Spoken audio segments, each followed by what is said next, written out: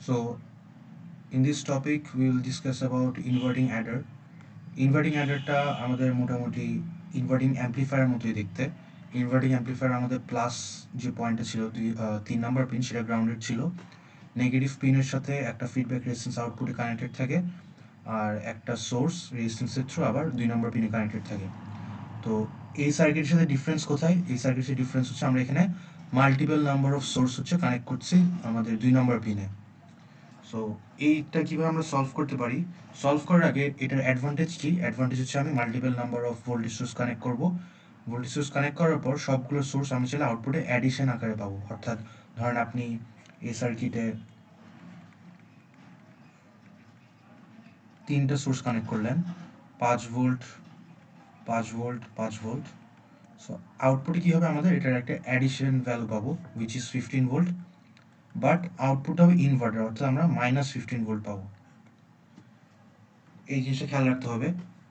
তো আমরা চাইলে multiple number of swords connect করতে পারবো, সেটার সামেশন হচ্ছে আমরা আউটপুট পাবো। বাট একটা জিনিস মাথায় রাখতে হবে, আমাদের এখানে অবশ্যই আমাদের ভিসিসি কানেক্টেড আছে।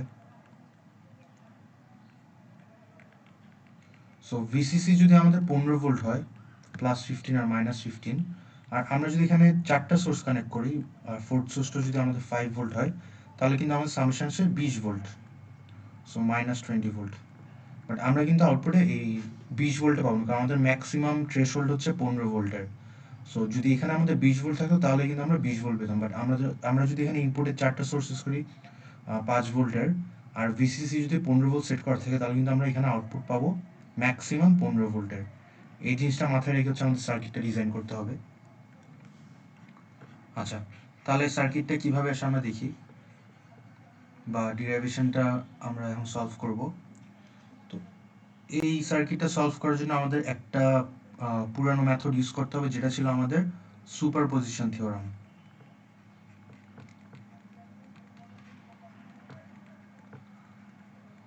সুপারপজিশন থিওরাম কী ছিল? আমাদের একটা সার্কিটে যদি multiple number of independent source থাকে, ধরেন এটা একটা সোর্স, নাম দিলাম V1, এটা একটা সোর্স, নাম দিলাম V2, আর এটার আউটপুট আমরা ক্যালকুলেট করব। সুপারপজিশন থিওরাম কী ছিল? সুপারপজিশন থিওরামটা ছিল আমরা ফার্স্টে V1টাকে অ্যাক্টিভ রাখবো, অ্যাক্টিভ রেখে বাকি সব সোর্স অফ করে দিব।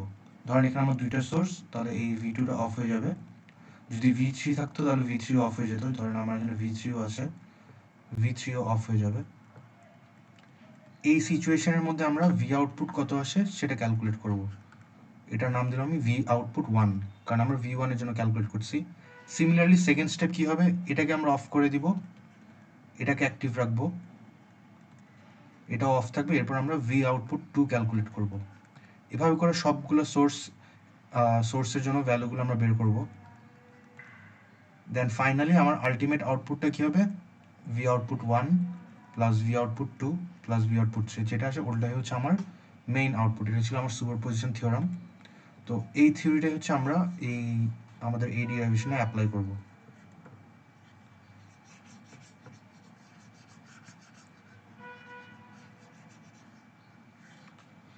তাহলে আমরা আমাদের ডিরাইভেশনটা এখন দেখি কীভাবে আমরা সলভ করতে পারি।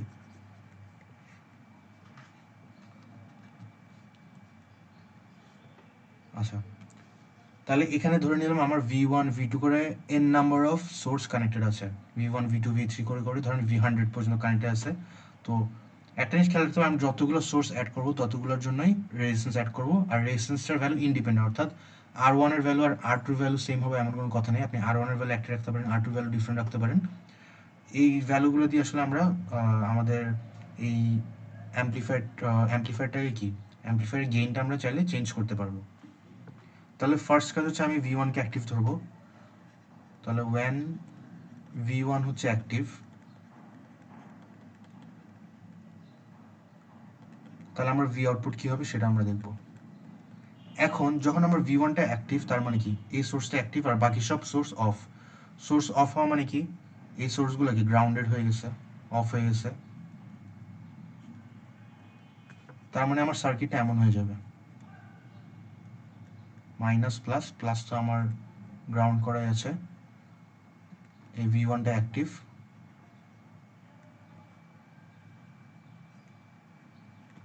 এটা হচ্ছে আমার ভি আউটপুট, এখানে আর এফ চলে আসবে, এখানে আর ওয়ান চলে আসবে। আর বাকি সোর্স যেহেতু অফ, তাহলে আমি ওগুলো আর লেখা লাগতেছে না। তার মানে কি, এটা এখন একটা ইনভার্টিং অ্যাম্পলিফায়ারের মতোই কাজ করতেছে। সো ইনভার্টিং অ্যাম্পলিফায়ার ফর্মুলা যেটা ছিল minus R F by R I into V input. তো এই সার্কিটের ক্ষেত্রে এখন আমি কি লিখবো, minus R F divided by R I. এখানে আর আইটা হচ্ছে আমার আর ওয়ান, আর ইনপুটটা হচ্ছে আমার ভি ওয়ান।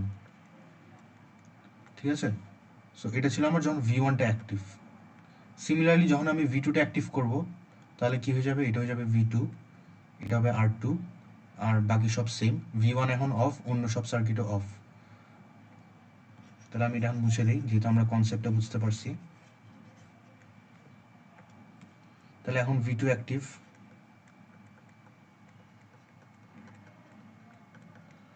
ভি টু যদি অ্যাক্টিভ হয়, ভি আউটপুট টু কী হবে, minus R F by R two into V two.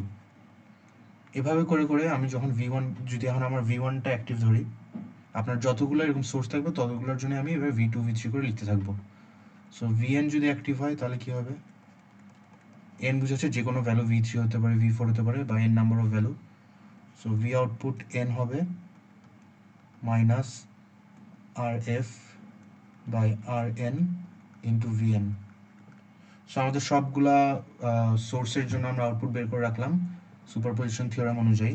এখন আমি আলটিমেট যে আউটপুটটা সেটা লিখব। সো ভি আউটপুট কী হবে এখন,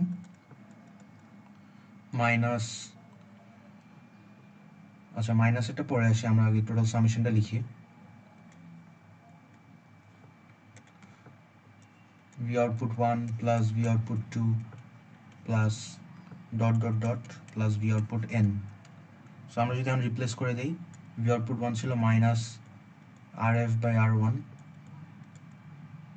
প্লাস ভি আউটপুট টু, এখন প্লাস ভি আউটপুট কি ছিল, minus R F by R two, তো প্লাস মাইনাসে মাইনাসই হয়ে যায়। So minus R F by R two, আচ্ছা এখানে ভি ওয়ান হবে, এখানে হবে ভি টু, আবার কি minus dot dot dot minus R F by R N V N. ঠিক আছে, এটা একটা ইকুয়েশন। এটাকে যদি আমরা একটু গুছিয়ে লিখি, দেখেন আর এফটা কিন্তু কমন। সো আমি কি লিখতে পারি, মাইনাস আর এফটা যদি আমি কমন নেই, আর এখন যদি আমি মাইনাসটা যদি কমন নেই, তাহলে কি লিখতে পারি, V one by R one plus V two by R two plus dot dot dot plus V N by R N. তো এটাই হচ্ছে আমার সেই ইকুয়েশন, যেখানে কি minus R F by R one R two R N থাকে। R এফটা যেহেতু fixed, তাই আর এফটা আমি কমন নিলাম, মাইনাসটা কমন নিলাম। এখানে V one V two V N সবগুলোর ভ্যালু দেখেন অ্যাড হচ্ছে। আচ্ছা, আর একটু ইজি করে যদি লিখি, আমরা এখন ধরে নিলাম R one is equals to R two is equals to R three is equals to R F, অর্থাৎ সবগুলোর রেজিস্ট্যান্সের ভ্যালু সেম, বা ধরে নিলাম সবগুলোর ভ্যালু ওয়ান। তাহলে কি হিসাবে এগুলো ওয়ান ওয়ান দিয়ে রিপ্লেস হবে। তখন আমার আলটিমেটলি ভি আউটের ইকুয়েশন কি আসবে,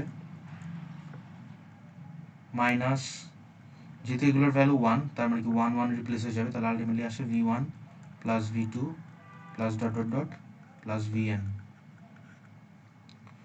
তার মানে আমি ইনপুটে যদি তিনটা ভোল্টেজ দিই, ধরেন ভি ওয়ানের ভ্যালু পাঁচ, ভি টুর ভ্যালু পাঁচ, এখানে ভি এনের ভ্যালু পাঁচ, তারপরে সব অ্যাড হয়ে যাবে, আর আলটিমেটলি আনসার হচ্ছে একটা মাইনাস চলে আসবে।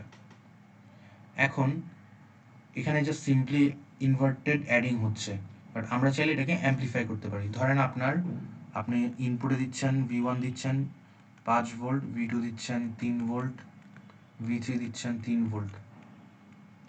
তাহলে আমি যদি আমার সার্কিটটাতে রেজিস্ট্যান্সের ভ্যালুগুলো একটু চেঞ্জ করে রাখি, ধরেন আর ওয়ান দিলেন আপনি 2, আর টু দিলেন 3, আর থ্রি দিলেন 1, আর আর এফ তো আমার একটাই ভ্যালু, আর এফ দিলাম আমি 2। তাহলে ইকুয়েশন অনুযায়ী কী হবে, এখানে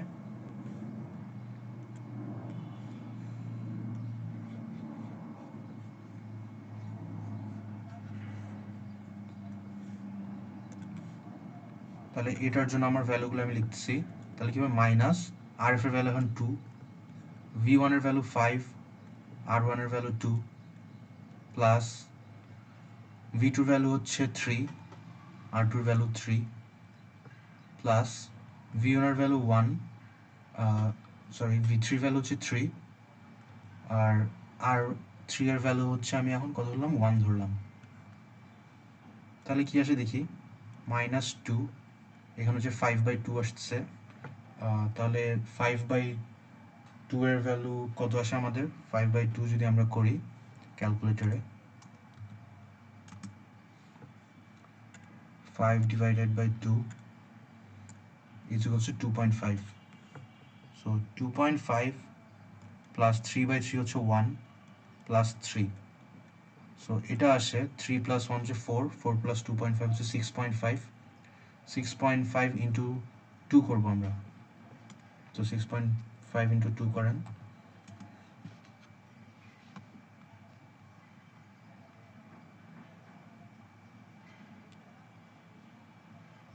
6.5 into 2 করেন, আমাদের আসছে 13 ভোল্ট। সো আনসার হচ্ছে আমার 13 ভোল্ট। সো দেখতে পাচ্ছি আমরা ইনপুট দিলাম 5 ভোল্ট, 3 ভোল্ট, 3 ভোল্ট। তাহলে কত আসে? এমনি নর্মালি আমার যদি রেজিস্ট্যান্স সেম থাকতো আমার কি আসতো? 12 আসতো। সো এটাকে অ্যামপ্লিফাই করে আমরা 13 ভোল্ট বানায় ফেললাম।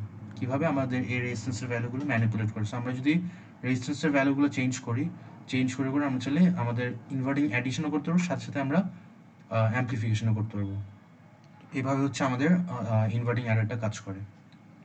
তো নেক্সট লেকচারে আমরা দেখবো নন ইনভার্টিং অ্যামপ্লিফায়ার।